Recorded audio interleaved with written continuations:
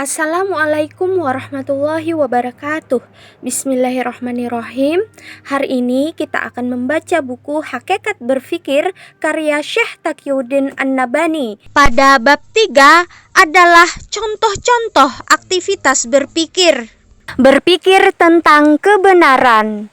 Berpikir tentang kebenaran atau al-haqiqah, truth, meskipun tidak berbeda dengan berpikir tentang hal-hal lain, karena kebenaran adalah kesesuaian pemikiran dengan fakta atau al-waqi' reality. Tetapi karena kebenaran-kebenaran mempunyai nilai yang sangat penting, terutama kebenaran-kebenaran non-material, maka mestilah ada penjelasan jenis berpikir ini sebagai sesuatu yang berbeda dengan proses berpikir tentang objek apapun selainnya. Berpikir tentang kebenaran adalah menjadikan keputusan yang telah dikeluarkan akal sesuai secara sempurna dengan fakta yang telah ditransfer ke dalam otak melalui perantaraan penginderaan. Kesesuaian inilah yang akan menjadikan makna yang ditunjukkan oleh pemikiran sebagai suatu kebenaran, dan pemikiran tersebut adalah suatu kebenaran jika ia sesuai secara alamiah dengan fitrah manusia. Sebagai contoh adalah pemikiran bahwa masyarakat adalah interaksi-interaksi dan sekumpulan manusia. Ini memang realitas masyarakat. Ketika akan diputuskan apakah definisi masyarakat itu, maka seluruh keputusan-keputusan tentang fakta masyarakat harus berlangsung sesuai dengan metode rasional. Dan keputusan-keputusan itu memang merupakan pemikiran, tetapi apakah pemikiran tersebut adalah kebenaran atau bukan, tergantung apakah pemikiran tersebut benar-benar sesuai dengan faktanya atau tidak. Mereka yang mengatakan bahwa masyarakat adalah sekumpulan individu-individu dikarenakan mereka memandang bahwa sebuah kelompok atau jamaah, grup, terbentuk dari individu dan masyarakat tidak bisa terwujud kecuali apabila ada sekumpulan individu. Kemudian mereka mentransfer fakta tersebut ke dalam otak mereka melalui penginderaan. Lalu mereka tafsirkan dengan perantaraan informasi-informasi terdahulu. Akhirnya mereka mengeluarkan keputusan bahwa masyarakat adalah kumpulan individu-individu. Keputusan tersebut adalah pemikiran, akan tetapi yang menunjukkan bahwa pemikiran tersebut merupakan kebenaran atau bukan adalah kecocokannya dengan fakta. Maka ketika pemikiran ini dikaji kesesuaiannya dengan fakta, dapat disaksikan bahwa sekelompok manusia di kapal bagaimanapun banyaknya tidak akan menjadi masyarakat, melainkan hanya menjadi sebuah kelompok saja. Padahal mereka adalah sekumpulan individu. Sementara itu, sekelompok manusia yang hidup di sebuah desa, berapapun jumlahnya, adalah sebuah masyarakat. Faktor yang menyebabkan penduduk desa tersebut menjadi sebuah masyarakat dan tidak menjadikan penumpang kapal sebagai masyarakat adalah adanya interaksi-interaksi yang kontinu atau al-alaqat ad-daimah, continuous relationship, di antara penduduk desa tersebut, dan tidak adanya interaksi yang kontinu itu pada penumpang kapal. Jadi yang membentuk sebuah masyarakat adalah interaksi-interaksi di antara manusia, bukan adanya sekumpulan manusia itu sendiri. Dengan demikian, jelaslah bahwa definisi masyarakat sebagai sekumpulan individu meskipun merupakan pemikiran, namun bukan suatu kebenaran. Berarti tidak setiap pemikiran merupakan kebenaran, kecuali pemikiran tersebut sesuai dengan fakta yang menjadi objek keputusan akal. Contoh lain, bahwa agama Kristen merupakan pemikiran adalah benar, dan proses pencerapan telah mentransfer pemikiran bahwa Tuhan Bapa, Tuhan Anak, dan Roh Kudus adalah satu. Jadi 3 adalah 1 dan 1 adalah 3.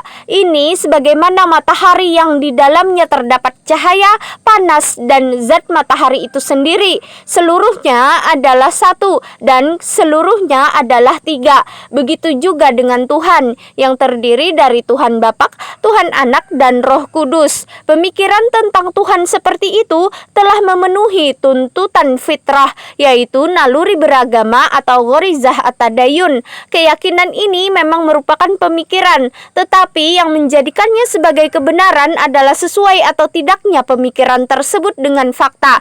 Ketika ia dicocokkan dengan fakta, dapat disaksikan bahwa tiga itu bukan satu dan satu itu bukan tiga. Tiga adalah tiga dan satu adalah satu. Adapun bahwa matahari mempunyai cahaya dan panas tidak menunjukkan bahwa matahari itu tiga, tetapi tetap satu, yaitu matahari. Cahaya merupakan satu sifat atau karakteristik dari sifat-sifat matahari, bukan merupakan matahari yang kedua. Demikian pula panas, ia hanya merupakan satu sifat dari sifat-sifat matahari, bukan matahari yang ketiga. Adapun pemikiran tersebut telah mampu memenuhi tuntutan fitrah, itu tidak ada nilainya sedikit pun, karena naluri beragama membutuhkan pemuasan, sedang pemuasannya terkadang salah atau bahkan menyimpang, dan terkadang juga benar. Menetapkan bahwa Tuhan itu satu atau tiga sesungguhnya hanya melalui akal saja, bukan melalui fitrah. Meskipun syarat pemikiran rasional tersebut harus memenuhi tuntutan fitrah berdasarkan penjelasan di atas, maka pemikiran bahwa Tuhan itu tiga adalah tidak sesuai dengan fakta Tuhan, sehingga ia bukan suatu kebenaran. Maka agama Kristen bukan suatu kebenaran. Contoh lain adalah pemikiran bahwa materi berkembang dengan sendirinya, yang dengan itu berlangsung proses penciptaan dan pewujudan, atau al-ijad initiation. Bahwa pernyataan ini adalah pemikiran memang benar karena telah terjadi proses transfer fakta, yaitu materi yang berubah dari suatu keadaan menuju keadaan lain berdasarkan hukum-hukum yang tetap melalui penginderaan ke dalam otak. Dengan perubahan tersebut terjadilah perwujudan sesuatu yang baru yang sebelumnya tidak ada, sehingga ini dikatakan sebagai penciptaan dan perwujudan.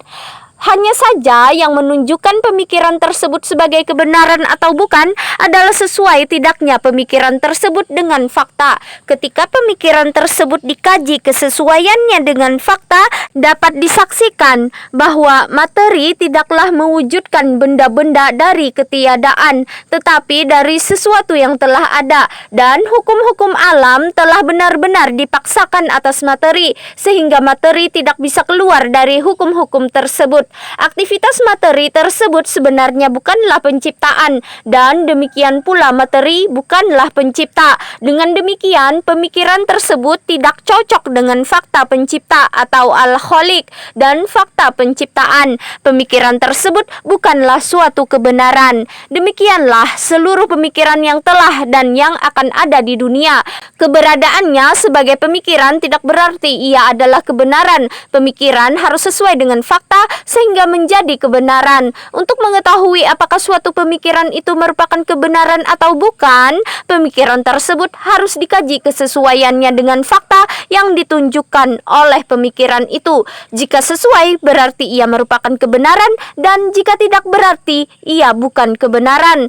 Berpikir tentang kebenaran tidak berarti hanya melakukan aktivitas berpikir, tetapi harus ada aktivitas berpikir dan sekaligus ada pengkajian kesesuaian pemikiran yang dihasilkan oleh aktivitas berpikir tersebut dengan fakta yang ditunjukkan pemikiran. Apabila cocok, maka merupakan kebenaran, dan apabila tidak, berarti bukan kebenaran. Tidak benar jika dikatakan bahwa ada hal-hal yang tidak mungkin dikaji kesesuaiannya dengan fakta karena hal-hal tersebut tidak dapat diindra. Pernyataan seperti itu tidak benar karena syarat berpikir adalah adanya penginderaan terhadap fakta. Maka apa yang tidak bisa diindra bukanlah merupakan pemikiran, dan selanjutnya bukan kebenaran. Sebagai contoh, zat Allah bukanlah merupakan pemikiran, tetapi eksistensinya merupakan kebenaran. Ini dikarenakan panca indera mampu mengindra pengaruhnya, yaitu seluruh makhluk yang diciptakan dari ketiadaan.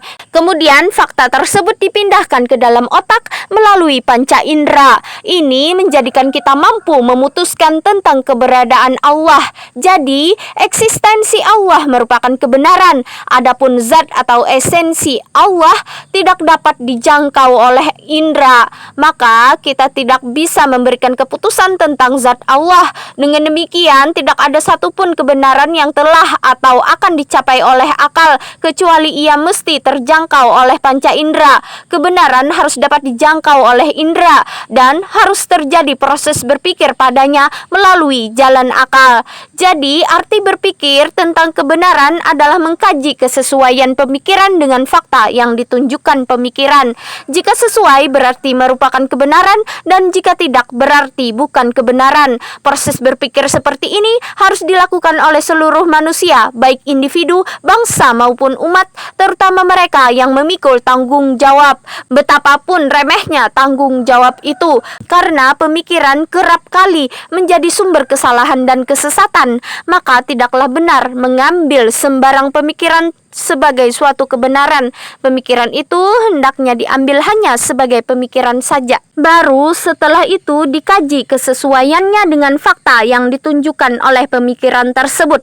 Jika sesuai, maka ia adalah kebenaran, dan jika tidak sesuai, maka ia bukanlah kebenaran. Berpikir tentang kebenaran dapat merupakan proses berpikir kreatif atau menggagas pemikiran baru. Misalnya, melangsungkan aktivitas berpikir untuk menghasilkan sebuah pemikiran baru, kemudian mengkaji kesesuaiannya dengan fakta hingga pemikiran itu sesuai dengan fakta yang ditunjukkannya. Jika sesuai, maka pemikiran itu merupakan kebenaran, dan jika tidak sesuai, wajib dilakukan kajian terhadap kebenaran, yaitu kajian terhadap pemikiran yang sesuai dengan fakta yang ditunjukkan pemikiran. Berpikir tentang kebenaran dapat juga bukan merupakan proses berpikir kreatif, tetapi hanya mengambil pemikiran-pemikiran yang sudah ada, lalu mengkaji kebenaran-kebenaran yang ada padanya. Misalnya, mengkaji kesesuaian pemikiran-pemikiran yang sudah ada dengan kenyataan untuk mencapai kebenaran. Dalam pembahasan ini perlu diperhatikan dua hal.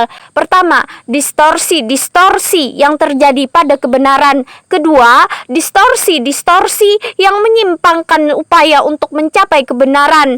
Distorsi pertama terjadi akibat keserupaan yang terjadi antara kebenaran dengan pemikiran, sehingga keserupaan tersebut dipakai untuk menghapus kebenaran. Hal ini bisa terjadi juga dengan menggunakan suatu kebenaran untuk menghapus kebenaran yang lain, atau terjadi juga dengan cara meragukan salah satu kebenaran bahwa hal itu bukan kebenaran atau merupakan kebenaran pada situasi tertentu, kemudian situasi tersebut berubah atau dengan cara-cara yang lainnya. Sebagai contoh, bahwa Yahudi itu musuh umat Islam adalah kebenaran. Demikian pula bahwa Yahudi musuh dari penduduk negeri yang dinamakan Palestina juga merupakan kebenaran. Kedua kebenaran itu mirip dan saling tumpang tindih, tetapi distorsi telah menjadikan permusuhan antara Yahudi dan penduduk Palestina sebagai sesuatu yang menonjol, dan bahkan sebagai satu-satunya fakta yang diperhatikan. Kemiripan kebenaran atau kebenaran yang saling tumpang tindih ini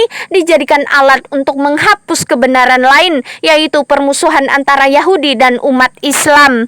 Contoh lain bahwa ide kebebasan atau freedom terdapat di Amerika adalah kebenaran, dan ide bahwa para presiden Amerika hanya dipilih oleh kaum kapitalis adalah juga kebenaran. Pada kedua ide ini terdapat keserupaan dalam arti sama-sama menunjukkan realitas Amerika, tetapi kemudian kebenaran adanya kebebasan di Amerika telah dijadikan alat untuk menghapus kebenaran bahwa kaum kapitalis adalah pihak yang memilih para presiden Amerika.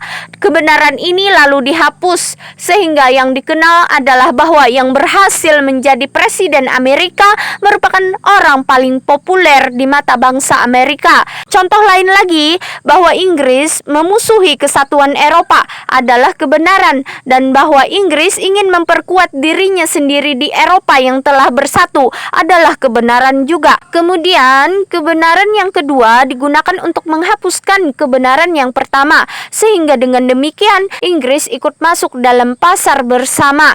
Contoh lain lagi bahwa Islam sebagai satu kekuatan yang tidak terkalahkan adalah kebenaran, tetapi kemudian terjadi upaya untuk meragukan kebenaran tersebut sehingga opini yang ada menyatakan bahwa itu bukan kebenaran atau merupakan kebenaran di masa permulaan Islam. Kemudian dengan berubahnya zaman, ia tidak lagi menjadi suatu kebenaran. Demikianlah distorsi telah terjadi pada kebenaran sehingga kebenaran-kebenaran dihapuskan baik dengan kebenaran-kebenaran yang lain maupun dengan jalan meragukan kebenaran-kebenaran tersebut. Inilah yang dilakukan dengan cerdik oleh Barat terhadap kebenaran-kebenaran yang ada di kalangan kaum muslim.